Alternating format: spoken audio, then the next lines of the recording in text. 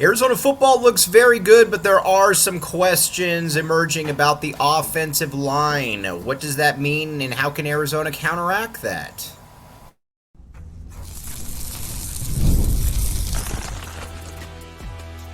You are Locked On Wildcats, your daily podcast on the Arizona Wildcats. Part of the Locked On Podcast Network, your team every day.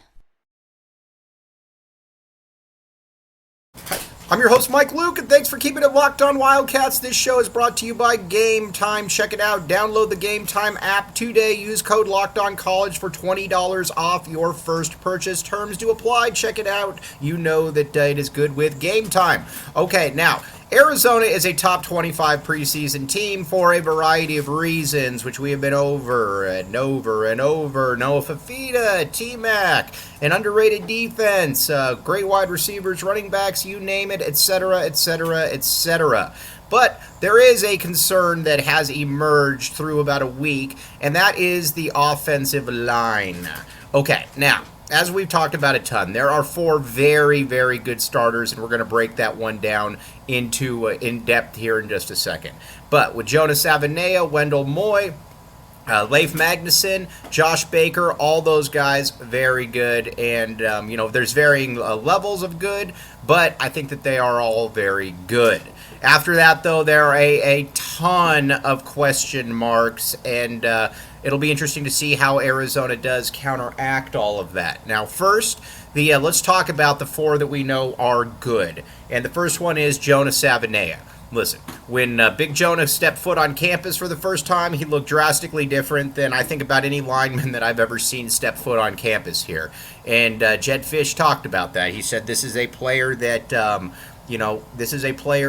we probably got a little bit lucky on because of COVID, all of the lack of competition in Hawaii, because Big Jonah Big Jonah is a monster. And Big Jonah proved all of that to be true and even a ton more. When you watch Jonah, the way that he can, first of all, the way that his body is in weight and strength is distributed is absolutely insane. You don't see guys who come in as freshmen that are 330 pounds and walk around and you can see their ab muscles. It generally doesn't work like that, especially too when you're a freshman. And they wasted absolutely no time putting him in that starting ringer, and he looked very, and again, he was ready to rock and roll. He's played a multitude of different positions here, and I would imagine that that's going to continue.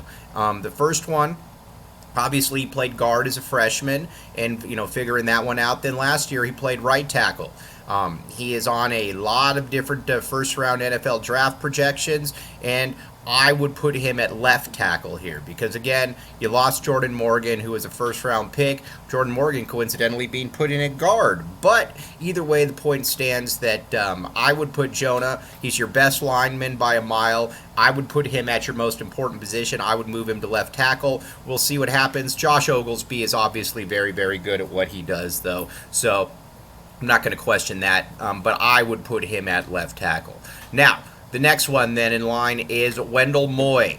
Wendell Moy was another great find by this previous coaching staff in that he was committed to Morgan State, and he was from Long Beach Poly. Generally, a kid from Long Beach Poly probably shouldn't be that's an NFL prospect, probably shouldn't be going to Morgan State, but Wendell Moy turned out to be a very, very nice diamond in the rough for Arizona. Was able to start very early on, and then after he was able to start, it was basically game on from there. Was very good last year. Look for him to make a big jump again. I know there was a lot of concern that he might go to Washington. But Arizona was able to hold on to him. Not only was Arizona able to hold on to him, they were able to say that this is the place that you should be. Wendell Moy, again, feels like an NFL player. So there's two NFL players on your line already. Then I think with Josh Baker, you got to be excited about Josh Baker as well. Josh Baker is the epitome of the quarterback of that offensive line unit. He is he might not play in the NFL, but he understands all the assignments. Every single coaching staff has loved him, and he just does things the right way. He's got a good vibe with his teammates. He's got a good vibe with the players. He's just got a good vibe all the way around. He is players like him you are lucky to have, because he can really, like I said, he's the person you take for granted, I think, some of the time, because you watch him and you're like, all right, well, is he really that good? And then you just see that what he means when he's not out there. So again, he's been very, very good for Arizona. We'll see what happens there. But again, another player that I think you can count on as being somebody that Arizona can really take can count on. And then Leif Magnuson, our guy, Leif Magnuson. Absolutely love Leif Magnuson. First of all, shout out Quinn Magnuson. Quinn Magnuson, one of the coolest dudes that you will ever come across. One of the fathers that really, really gets it. But he also is a player that he's also a player that I think is a little bit underrated in the grand scheme of things. And watching him, in the Alamo Bowl. He's the quintessential player that you also don't really know that you have until he's not on the field, and honestly, that's kind of the best way it is. When he was at the when he wasn't playing and it was Joe Borhone, that was rough. That was one of the absolute roughest situations that we've seen from an Arizona offensive line in a while. Because again, the line was a strength for most of last season, and having Borhone in there was not good. Now, to Jed Fish's credit, he put Leif in there, and that calmed things down. But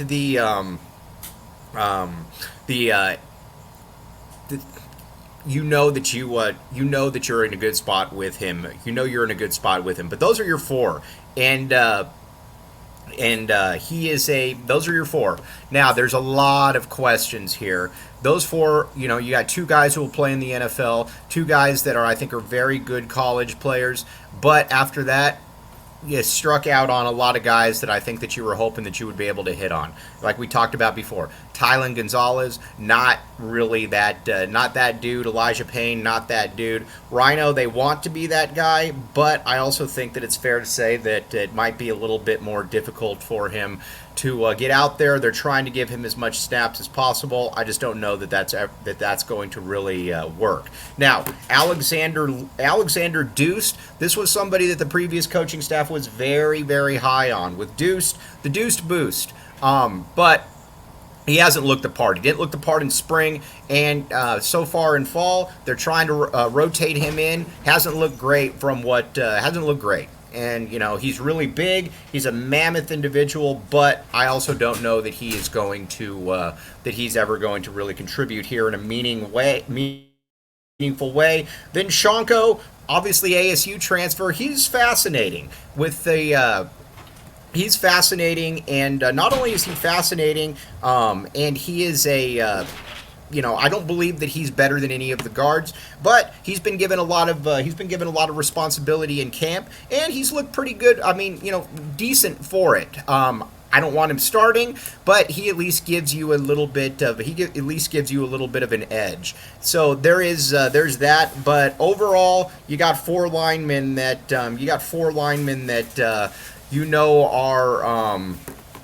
are good. Now, there's a couple that I think are maybe wild cards that we need to talk about a little bit more coming up here. But first, Gametime. Check it out, Gametime, my friends. And here's the deal with Gametime. You know your money is good with Gametime. And the great thing about it is you can go to a bad concert, you can go to a great concert, you can go to anything, and Gametime has you covered.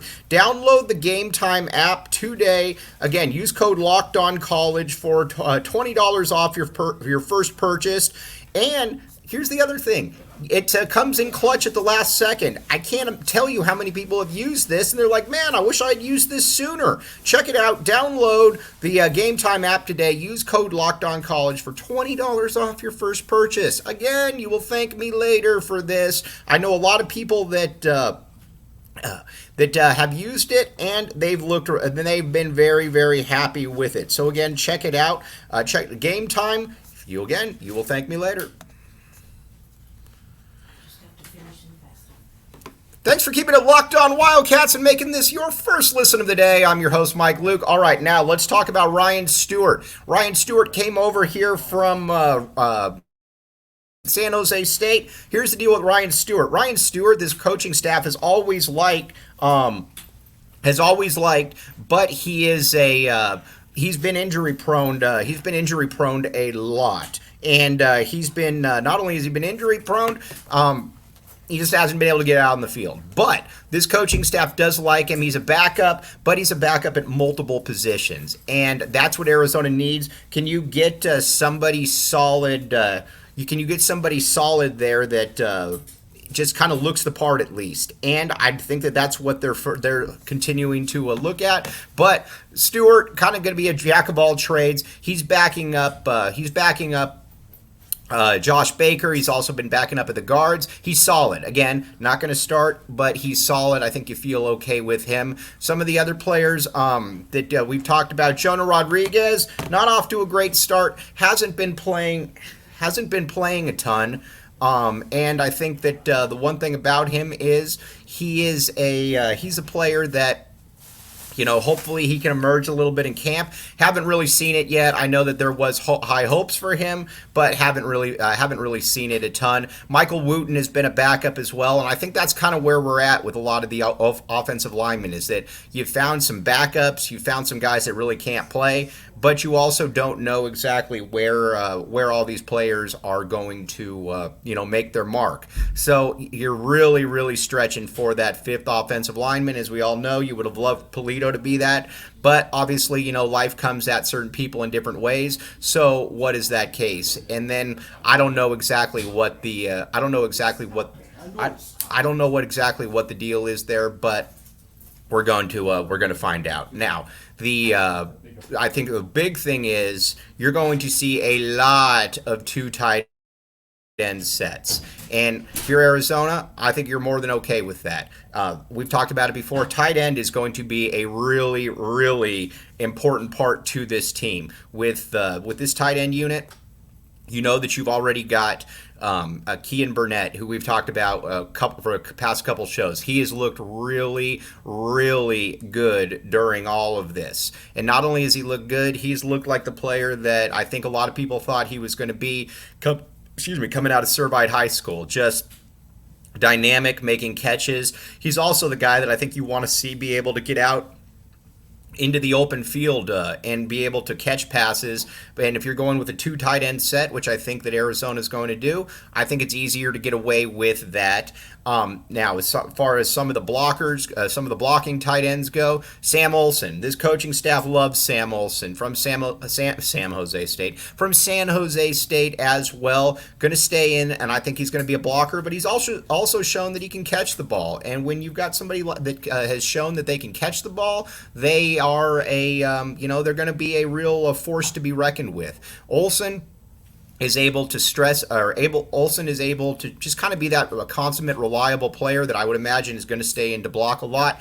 And Roberto Miranda's been out a little bit, but Miranda, again, this is somebody that the coaching staff really likes. And Tyler Powell, maybe another one, but all of these guys I'm talking about at that tight end position, they're going to be expected to help out, because again, I don't know, and again, hopefully this continues to not be the case, but I think that watching these players, you kind of know that who's who, what's what. You can kind of get a sense that some of these players might have a little bit more potential than some of the other ones. So again, we'll see. But the tight end, I think you're going to see a lot of two tight end looks, and honestly, it makes a lot of sense, because if you have two tight ends, and you know how to properly use them, I think you're in a pretty good spot. This coaching staff obviously knows how to use them. But that's kind of where we're at. I'd love to see somebody emerge. We just haven't seen that yet. And In practice, Noah Fafita has been under a lot of duress so far, but again, hopefully that's something that can work its way out. The other thing too that I think you're going to see is a lot of running backs who are going to continue to they're going to have to be good blockers as well. And I think that's where it is nice to have guys that are a little bit older. You look at a Ja'Cory Krosky Merritt, and you look at a Quali Conley. These are older players. These are 5th, 6th year players. I mean, heck, we talked about it on this show, the crazy story about Ja'Cory Krosky Merritt and his matriculation to Arizona. Now, again, Ja'Cory Krosky Merritt absolutely looks the part. I would imagine he is going to be your starting back. And Quali Conley, obviously very solid as well. I think with Conley, what you really like about him is that he just kind of has a knack for getting into that open space, finding that hole. He is a natural running back. You can tell some guys have all the skills, but they're just naturally not very good running backs. I think of somebody like Chris Henry from here back, 15, 20 years ago. Was a second-round pick, looked amazing, but had absolutely no capacity to run the football because he didn't know where he was going. Conley is very, I will say, slippery. How about that? Conley is slippery. He's able to kind of get into the open field, and when he gets there, he can make some guys miss. But overall, though, you're going to have all of these guys. It's going to be a community effort, I think, on the offensive line, because Noah Fafita obviously is he's your money maker. He's the player that everybody is going to need to be able to play at his highest, because this Arizona offense needs to be good. Now, which leads me to my next point. Dino Babers, my friends. With Dino Babers, I think what's exciting about Dino is it's fairly straightforward with Dino, in that he looks invigorated. He doesn't look like he's just collecting a paycheck. They're going with a ton of different offensive looks, and I think that's what this team needs. I mean, Noah, you're doing a lot of RPOs. Noah hasn't been running the ball, but Noah has also been kind of at that mesh point. You've also done a little bit of a pistol. You've lined like a Sam Olsen up in the slot. You've done a lot of different things. They've been very creative, and that's something that I was hoping to see, because, again, you got a lot of offense on this team, and I think that it's fair to say that this offense, again, like we said, it should be good. There's no excuse for this offense not to be good. So, again, I'm excited to see what exactly all of this entails for the U of A, but overall, pretty enthused by what I've seen. Now, a couple other things that you need to look at here with this U of A team, and we're going to talk about that next.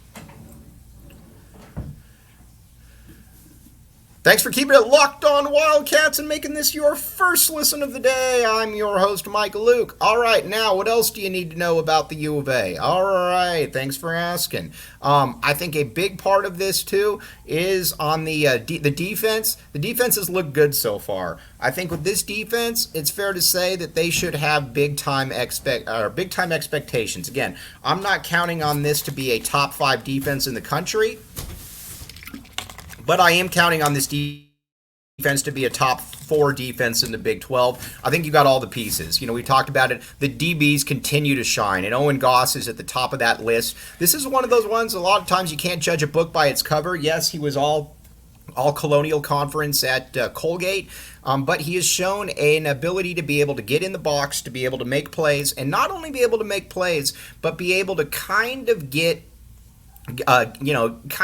able to play a little bit bigger than he is. And I think that that was always the hope.